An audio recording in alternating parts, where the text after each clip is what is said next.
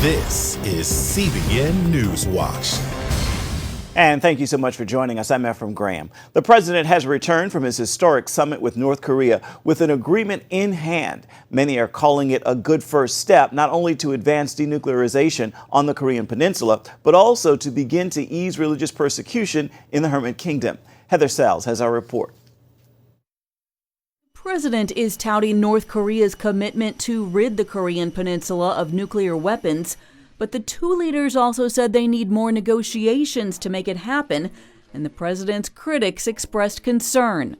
What we have is a very vague, unspecific framework that maybe is a cause for hope, but hardly confidence. I read the statement, and it's difficult for me to see if something was actually agreed to or not. The president's commitment to call off military drills on the Korean peninsula caught many at home and abroad by surprise. Under the circumstances that we're negotiating a very comprehensive, complete deal, I think it's inappropriate to be having war games. The message now is, let's try to find a peaceful solution. The military exercises being put on hold is fine with me. It gives us space. Religious freedom advocates see the summit as a step in the right direction. The president said he talked about Christians in North Korea, quote, very strongly with Kim Jong-un. I'm encouraged that they did bring it up. They discussed it. Franklin Graham has delivered humanitarian aid to North Korea for decades. He said he expects persecution will to some degree ease. No question. No question. I think this meeting with Kim Jong-un and President Trump is huge. And yes, the Christians are going to benefit in North Korea as a result of President Donald J. Trump. The optics of the summit still have much of the world in awe. The two leaders side by side after decades of hostilities between the two nations. But Democratic pollster Pat Caddell says the pictures are fantastic and will bump up the president's ratings, which are key to the midterm elections. This cannot hurt him. I think the American people would like to see this resolved. It would be in the interest of peace, and it would be to everyone's benefit. The president clearly intends to ride the momentum. Tweeting on his arrival back home this morning, everybody can now feel much safer than the day I took office. Heather Sells, CBN News. Here's a look now at some of the other big headlines we're following for you today inside the CBN newsroom. A federal judge has cleared the way for a huge merger of media companies, approving AT&T's $85 billion bid to buy Time Warner. For AT&T users, it could mean more content available on your phone, making the mobile carrier more like an Amazon or Netflix as they take over HBO, CNN, TBS, and TNT. The Justice Department originally tried to block the merger, saying it would lead to fewer choices for consumers and higher prices for television and the internet. A new wildfire was sparked in Colorado Tuesday, making it the seventh fire to burn across the state. Officials say the fire is growing rapidly, triggering aggressive air effort from firefighters. The fire burned only about 100 acres, but was dangerously close to two densely populated housing developments. 1,400 homes nearby have been evacuated. Puerto Rico's government has released new data on the deaths from Hurricane Maria. Officials say more than 1,400 people died in the 3 months following the storm after it hit last September. The government says it does believe the deaths were the result of the storm, but they won't officially raise the original death toll of 64 until studies are completed. Remember, you can find more on these stories throughout the day at cbnnews.com. The fate of so-called dreamers will be voted on in the House of Representatives next week. Moderate Republicans had until yesterday to come up with 218 signatures to circumvent leadership and to force a vote on their bipartisan bills. That didn't happen, so instead, members will vote on a conservative measure sponsored by Virginia Congressman Bob Goodlatte and a compromise package still being written by Speaker Paul Ryan in consultation with both moderates and conservatives. Moderate Republicans have one more chance to force a vote on their legislation next month.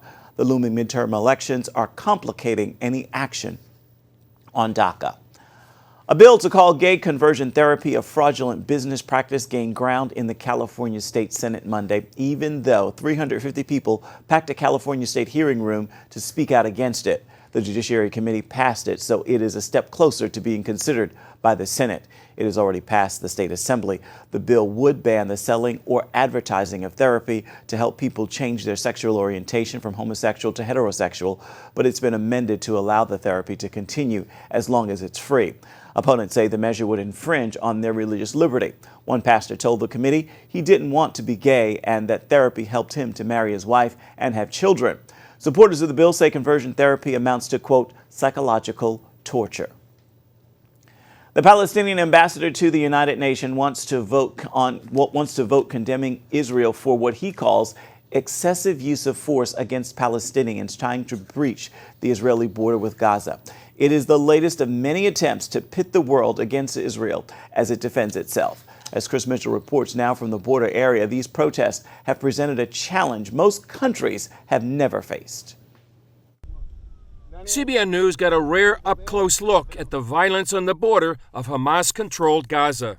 We're standing just a few yards away from the Israel-Gaza border. This is the front lines of a more than 2-month battle between Hamas and the Israeli Defense Forces. Like many other places along the border, soldiers face deadly force. Today we've had 3 grenades thrown at Israeli troops at this specific location. It's not legitimate and civilian riot. The leaders of the riot is Hamas, and they are trying to challenge us. This frontline commander said the IDF faces daunting military challenges defending its border. If you take civilians and you put between them people to throw grenades and you put between them women and children, then you make us challenge all the time. But we have the rules of engagement. Those rules include dropping leaflets the day before an expected demonstration warning Gazans to stay away from the fence. The next day they used loudspeakers to keep people away. هنا جيش الدفاع الإسرائيلي المنطقة المحاذية من جدار الحدود محظورة لدخول المدنيين نطلب منكم أن لا ترسلوا نساءكم وأطفالكم إلى خط الأمامي.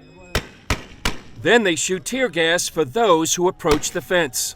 And after that, only shooting in the air. Or if they will try to cross the fence with using of cutters, using of burning tires, there will be no choice and they will have to shoot with snipers to the foot. And that's what we do before we use lethal weapon. He says their priority is protecting Israelis.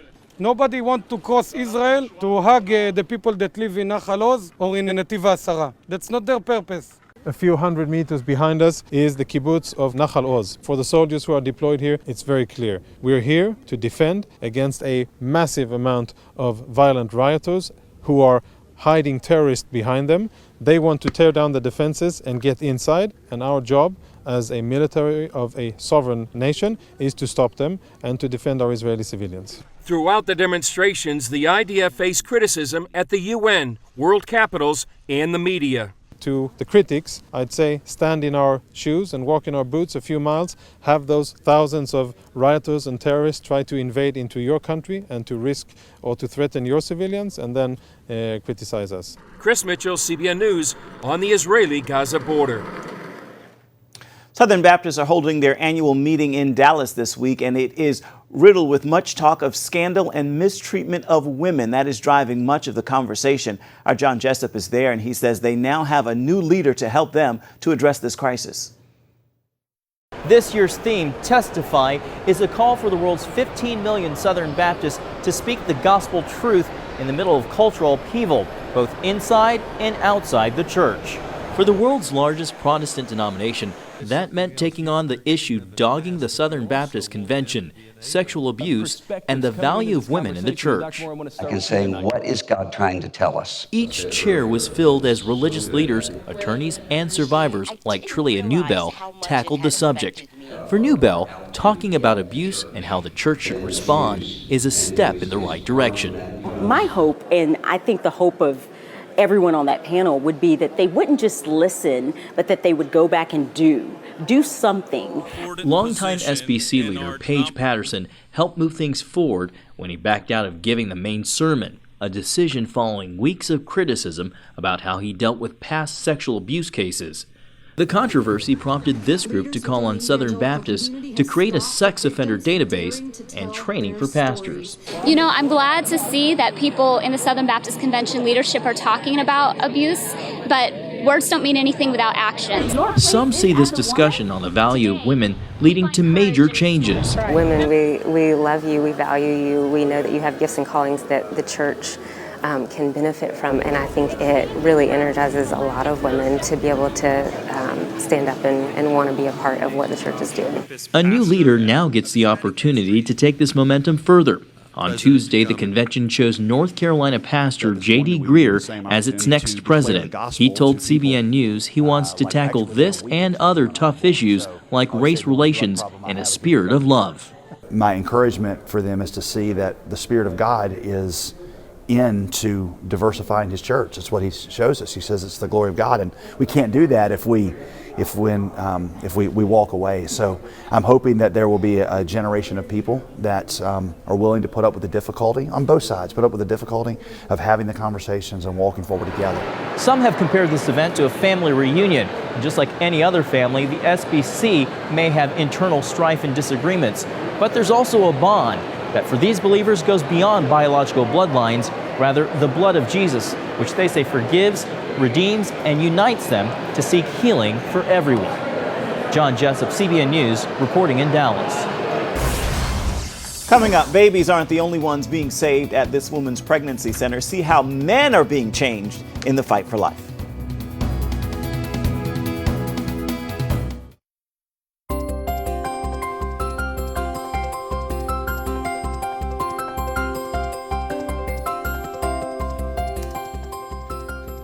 There are nearly 3,000 crisis pregnancy centers across the United States. Most of them focus on women caught in an unplanned pregnancy. But one Florida center has chosen a different approach. As Charlene Aaron reports, it centers on expectant dads.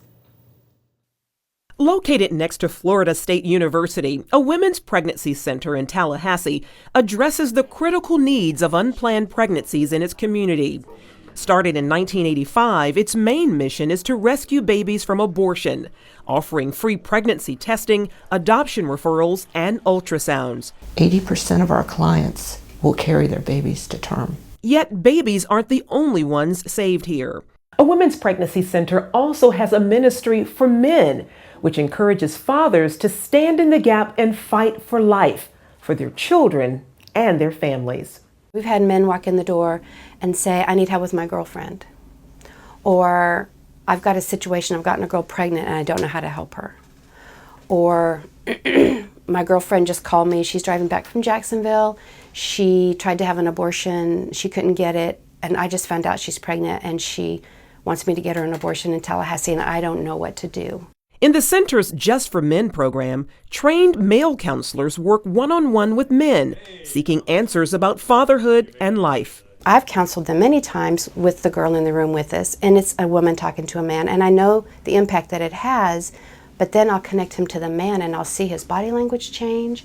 I'll see his eyes start looking at the male counselor. He's engaged. We're just trying to bring to the man an understanding of the value of life and the sanctity of life. The center also offers an abortion recovery program. Counselor Harold Francis often shares his personal story to help others like him. My wife and I, when we first got married, we had only been married about 10 months, we did have an abortion. He received much-needed healing after completing the course, based on biblical principles. I think that I had asked many times for God's forgiveness for what I had done. It opened it up to me that, you know, there were issues in my life that I hadn't forgiven myself for, which is directly related to the abortion.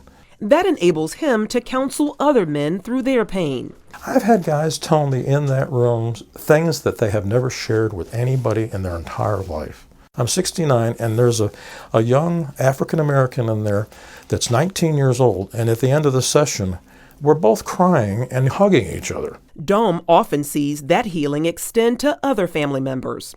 We've had fathers, oh my gosh, go from, we're talking 50-year-old men bringing their 16-year-old daughter here thinking that abortion was the best thing. And then meeting with a male counselor and coming out of that room saying to his 16-year-old daughter, baby girl, we've got this. You don't have to do this. I'm here for you. We're going to make this work. Practical needs must also be addressed for the soon-to-be dads. A lot of them are in tough situations financially. They're in between jobs. They're looking for jobs. they haven't been working and they realize I really need to step up my game and actually go out and get a job now. I give them assistance and I try to help them with their job search. I help them with their resumes. Several men have even come to Christ. We've had men not even come into the center, but the woman give us permission to call her boyfriend, and the male counselor call the boyfriend, and the boyfriend is kind of going, really, you're interested in me? Really, you think my opinion matters? Wow. And then he'll start a conversation, and we've had counselors actually lead them to Jesus on the phone, not expecting it at all, not expecting this phone call to be that kind of moment. The kind of moment the staff here call nothing short of miraculous. Charlene Aaron, CBN News, Tallahassee, Florida. Still ahead, we're sitting down with the first couple of gospel music. Stay with us.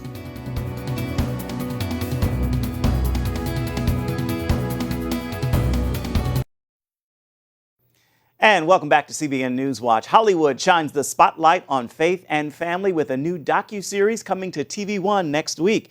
Here's your first look at We Are the Campbells. It's important to me that I don't get so absorbed in my career that I forget that I'm still a mama and a wife. So I love doing radio from home because I get to still be a mom. Hey, Mom. Who said, Lord, protect us before we go to school? Me? I did. Okay. Who did? Nobody did. Nobody did. Did you guys just tell a story? I did. Woo. I will have no liars in my house. Hey, are you going to pray? All right, you pray. Lord, thank you for waking me up this morning. Wait a minute, man. Lord, I thank you. Yes. Lord, I thank you. For the week ahead. The week ahead is a week of victory. The week of victory. Joining us right now is the first couple of gospel music, Warren and Erica Campbell. So we see from this clip, you guys are busy. Kids, careers. Yes. What made you say yes to returning to reality television? We know Mary, Mary, the series ended. What made you say, yes, I'm coming back? Well, we knew that TV is an awesome opportunity to show an image that's positive with a healthy black family that loves God. It's really busy, but manages to kind of keep it together. I guess sometimes we keep it together, sometimes we don't, but we're okay with both. We're okay, you know, when things fall apart, we have such strong faith in each other and in God that things will come back together. And I think it's healthy for people to see that, you know, so we're excited. I'm excited as well. I'm married with children. I see you guys have 3. Were there reservations about putting your children out there for the world to see? No, actually, no. They've been on TV. They've been on TV, yeah. Well, I mean, our youngest was born on TV. She actually was born, yeah. Now, I think know that season you 3 two or something. I know you two are also pastors, so you don't go into any venture without prayer. What's your prayer for this project?